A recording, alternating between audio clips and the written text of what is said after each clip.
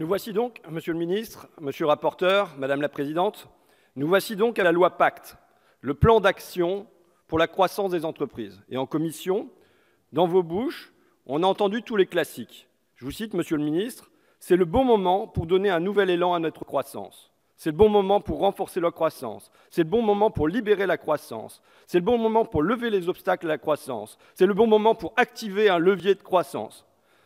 Je tiens à vous féliciter, je me demande où vous allez chercher tout ça. Parce que c'est une rhétorique inédite, originale, franchement neuve. Dans le ventre de ma mère, déjà, il me semble que j'entendais ça, j'entendais crise, croissance, crise, croissance, crise, croissance.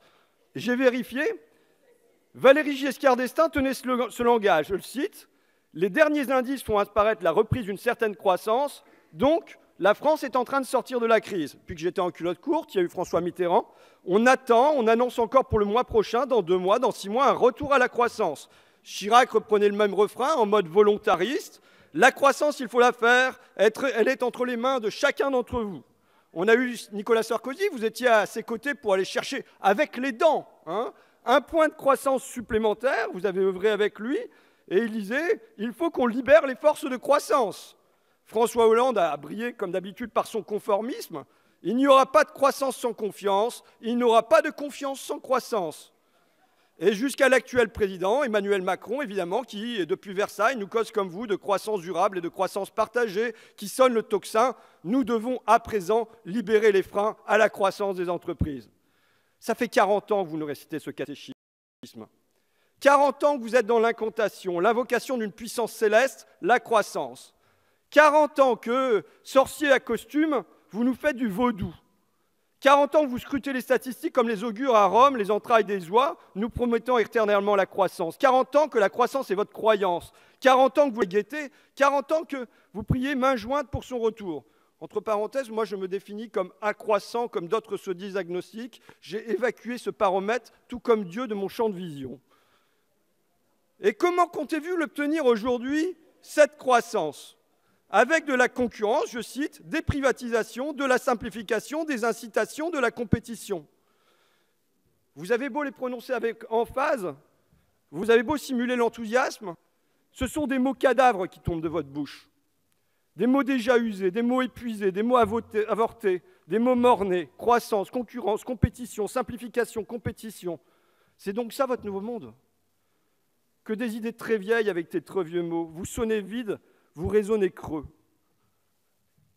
Emmanuel Macron, vous savez, l'idée m'est venue, c'est pour moi un peu Dorian Gray. Vous avez lu évidemment le roman d'Oscar Wilde, où un jeune aristocrate se sent éternellement jeune.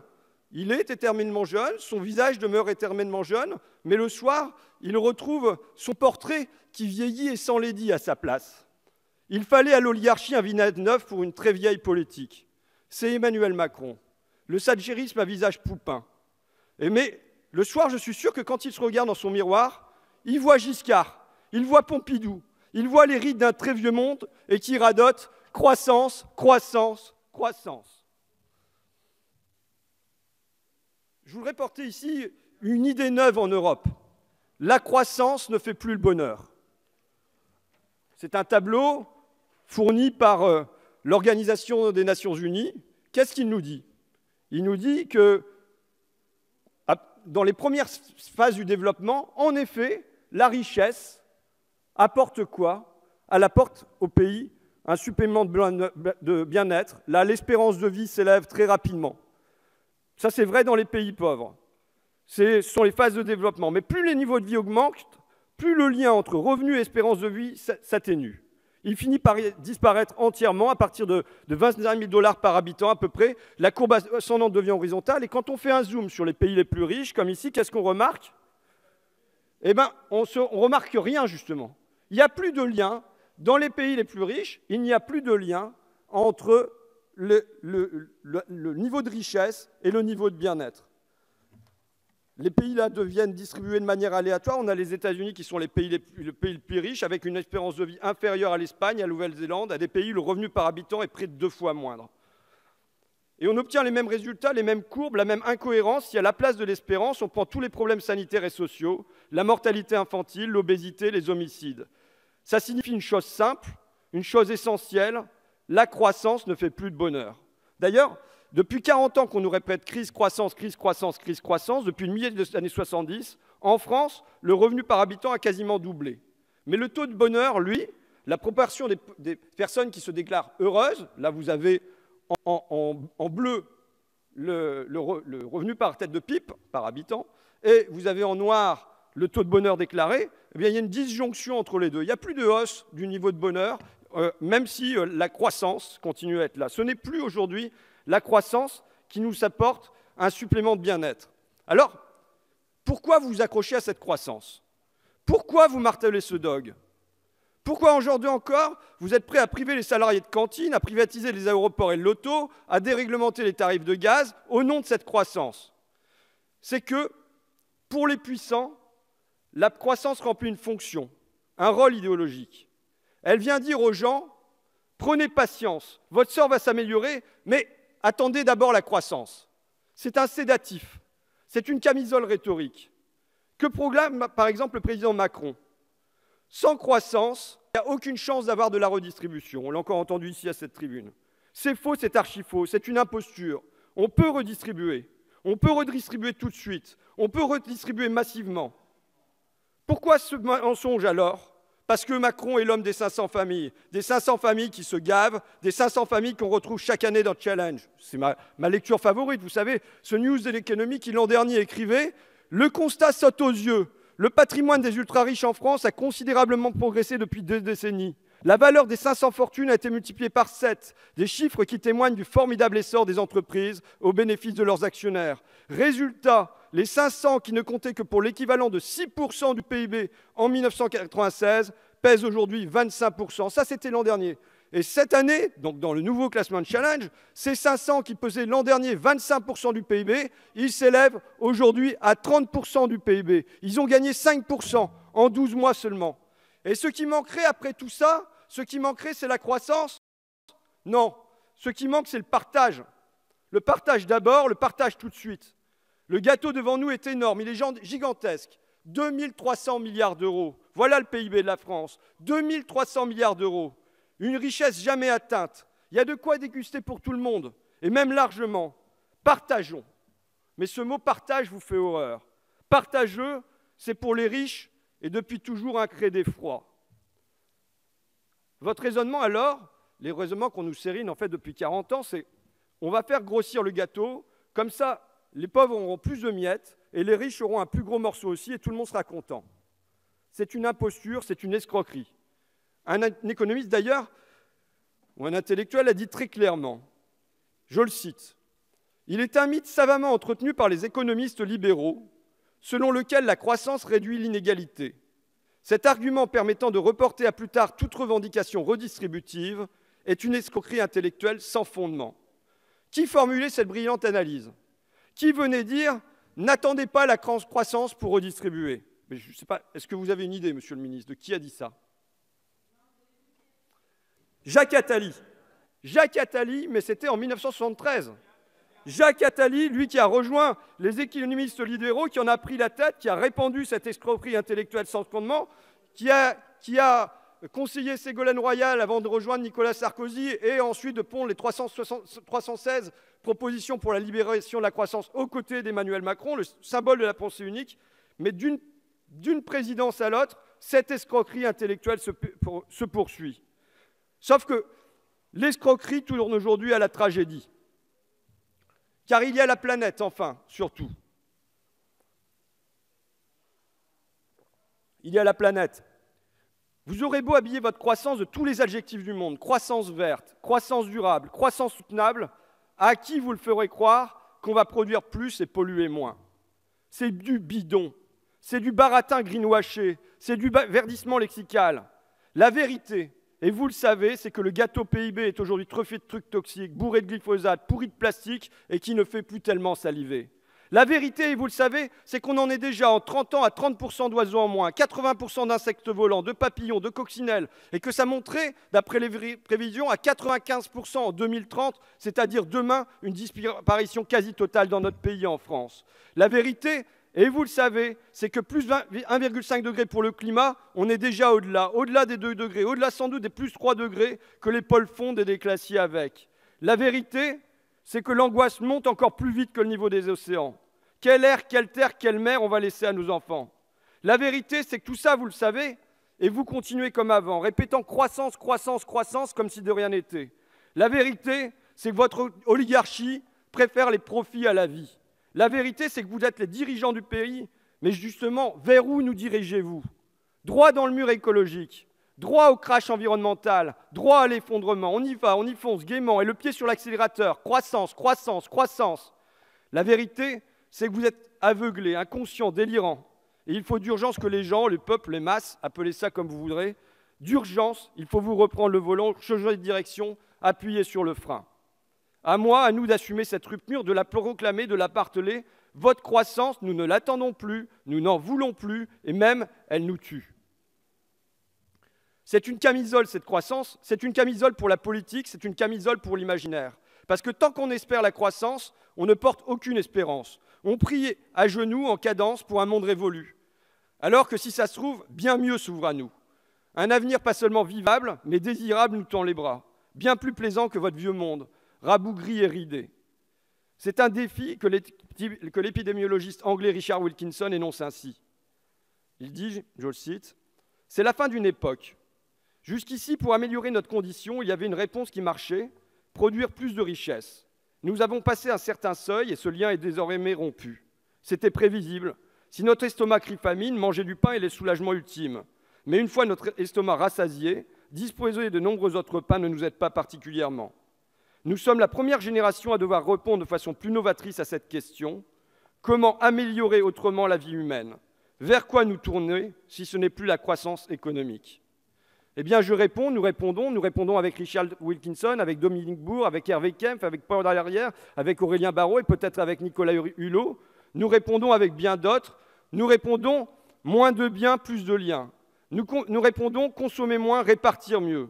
Nous répondons le partage, surtout. Le partage, tout de suite. Nous répondons égalité. L'égalité qui est au cœur du triptyque républicain. Liberté, égalité, fraternité. L'égalité sans quoi tout s'écroule. L'égalité aujourd'hui oubliée, bafouée, chaque jour piétinée. Là, maintenant, vous m'écoutez comme un original, comme un marginal, bien assis que vous êtes sur vos certitudes. Croissance, croissance, croissance. Mais un vent se lève, un orage même, une terrible tempête que moi aussi je redoute, qui viendra balayer votre assurance, qui verra s'imposer une évidence. Les fous, c'est vous. Les fous qui prenaient une croissance infinie dans un monde fini, les fous qui menaient l'humanité à son suicide. Heureusement, il reste quelques sages, des gens peut-être sans cravate ou aux cheveux longs ou au langage mal polissé, mais des gens au fond infiniment plus raisonnables et qui préparent tout pour demain, pour notre pays, une autre espérance. Soyez pas là. Car j'ai écouté attentivement votre intervention, brillante comme d'habitude, mais qui à un moment déraille. Vous nous dites que depuis votre petite enfance, jusqu'au dans le ventre de votre mère, je ne fais que reprendre vos propos, vous avez entendu crise, croissance, systole, dystole, les battements du cœur. Je veux vous rassurer, nous avons un cœur, nous aussi. Et nous ne rêvons pas forcément de crise et de croissance, il nous arrive aussi de rêver des étoiles, de la mer, des beaux paysages, des arbres, de nos enfants, de la vie qui va venir. Mais là où votre raisonnement commence à dérailler, c'est quand vous nous dites que la croissance ne fait pas le bonheur. Ça me rappelle un proverbe qu'on tient souvent, « L'argent ne fait pas le bonheur, mais malgré tout, il y contribue ». Eh bien, la croissance, c'est la même chose. Je ne vous dis pas que la croissance fait le bonheur de tous, mais je pense qu'il y contribue. Et je pense que c'est la croissance mondiale qui a permis, ce sont les derniers chiffres de l'ONU qui sont passionnants, de sortir des dizaines de millions de personnes à travers la planète de la pauvreté. Sans croissance, il n'y a pas de fin à la pauvreté dans le monde. Et je pense aussi très simplement qu'une famille, le matin, et je sais que vous y êtes attentifs, vous avez fait un film qui est tout à fait remarquable sur le sujet. Elle se lève, elle se demande, mais est-ce que je vais avoir un travail? Est-ce que je vais pouvoir nourrir mes enfants? Est-ce que je vais pouvoir payer mon logement? Oui, la croissance est essentielle pour permettre à chacun, tout simplement, de payer son loyer, d'acheter son logement, de nourrir ses enfants, de payer un voyage, de partir en vacances, de s'acheter sa voiture, de mettre de l'essence à l'intérieur. La question n'est pas de savoir si nous voulons, oui ou non, de la croissance. La vraie question, c'est de savoir quelle croissance nous voulons. Et cette croissance, elle me paraît indispensable pour tous les Français, sans exception. Je vous invite à lire, et je pense que beaucoup d'entre vous l'ont fait sur tous les bancs de cette Assemblée, le rapport remarquable de l'INSEE sur la pauvreté en France. Il montre de manière très précise, le président de la République en a parlé longuement, qu'il y a 14% de pauvres en France, 14% de personnes qui vivent en dessous du seuil de pauvreté, mais qu'il y en a 37% chez les chômeurs. Et le vrai scandale français, je vais vous dire, monsieur Ruffin, c'est d'avoir une croissance qui ne produit pas suffisamment d'emplois, c'est qu'il n'y ait pas de travail pour tout le monde en France, c'est que chacun s'inquiète encore pour ses enfants, pour un père de famille, pour une mère de famille qui a 50 ans, qui est licenciée, parce qu'il n'y a pas suffisamment de travail pour tous. Et tout le travail de cette majorité ici, c'est de soutenir les entreprises pour qu'elles créent des emplois sur tous les territoires, pour tous les Français, sans exception. C'est ça notre volonté. Bon, alors, Sylvain, tu disais que la vidéo était assez longue, mais moi je peux pas... On est chez moi sur Facebook, là, sur mon Facebook, sur mon YouTube. C'est pas le ministre qui doit avoir le dernier mot, c'est nous qui devons l'avoir. Donc, je vais répondre à la réponse de Bruno Le Maire quand il nous dit d'abord, il nous arrive de rêver aux étoiles, il nous arrive de rêver à l'avenir, il nous arrive de rêver à la mer, il nous arrive de rêver à nos enfants. J'ai pas de doute qu'il rêve. Maintenant, la question, c'est pas ça, c'est en quoi son action politique, elle est connectée au fait de continuer demain à ce qu'il n'y ait pas 95% des hirondelles, des papillons, des coccinelles qui aient disparu de la planète. Et ça, je vois pas. Donc, il ne s'agit pas de rêver, il s'agit d'agir. Ça, c'est le premier point. Ensuite, quand on lance un débat comme la croissance, évidemment qu'on ne va pas le régler en 16 minutes.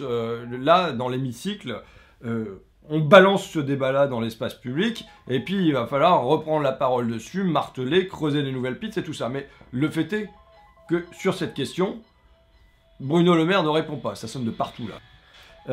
Il répond pas parce qu'il dit, voilà, bon, bah, il a bien fallu la croissance dans les pays du tiers-monde pour qu'il y ait moins de pauvreté, et puis aujourd'hui, il faudrait bien la croissance pour les pauvres chez nous, pour qu'ils se sortent de la pauvreté. Mais de toute façon, la croissance pour les pays du tiers-monde, je le dis qu'aujourd'hui, il faut de la croissance pour les pays en voie de développement, c'est une évidence, et c'est presque une raison supplémentaire pour ne pas avoir de croissance chez nous. C'est-à-dire qu'il faut donner la croissance aux pays qui ont besoin de développement, aux pays où le développement va signifier hausse de l'espérance de vie, baisse de la mortalité infantile, hausse du niveau d'éducation et ainsi de suite. Tandis que chez nous, ça ne produit plus ça. Et ensuite, les pauvres de chez nous, non, c'est pas par la croissance qu'on s'en sortira. C'est pas vrai, ça sera les miettes du gâteau qui ramasseront. Ça, je le redis. Mais ça sera par le partage. Et ensuite, il lui dit, bah voilà, le problème, c'est qu'on a aujourd'hui une croissance qui ne crée pas suffisamment d'emplois et tout ça. Je crois plus.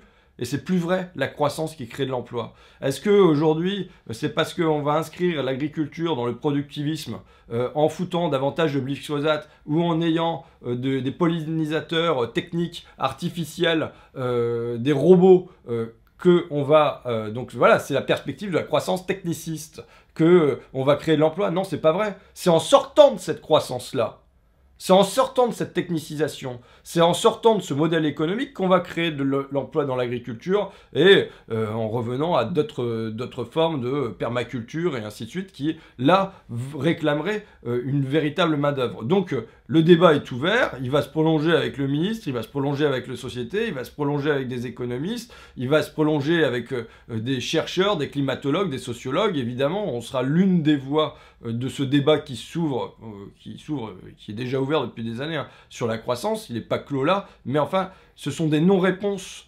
que fournit Bruno Le Maire sur cette question, et il est bien naturel qu'il les fournisse, puisqu'il faut qu'il préserve l'idéologie en place. C'est sa fonction ministre, donc voilà.